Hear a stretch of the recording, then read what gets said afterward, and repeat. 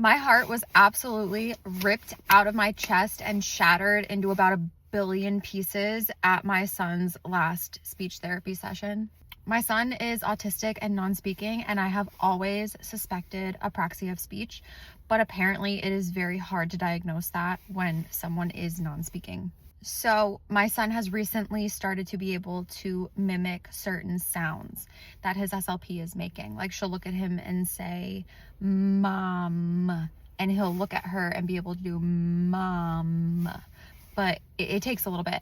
So they've done they've done g, they've done, I think, k they were working on the 1 week, but this week she was working on d. She's like, let's try to do the d sound. This child was sitting across from her, paying attention, watching her do duh.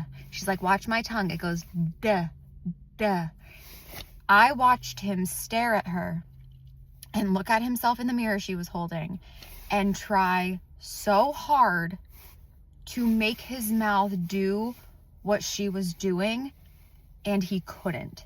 And I learned that is called groping. He was groping for the sound, and he was physically unable to make his mouth do that. And how frustrating that must be to have that in your brain. Like, I know what I have to do. I know what I have to make my mouth do, but it won't do it. And that is his every single day. And watching that struggle is just so, it breaks me apart as his mom. It totally shredded me to pieces.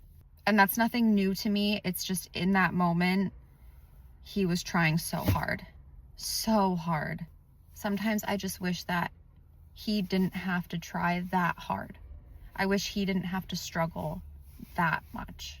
I'll tell you something, that kid is determined. And if I know one thing, he is gonna make a duh sound, because he wants to in the worst way.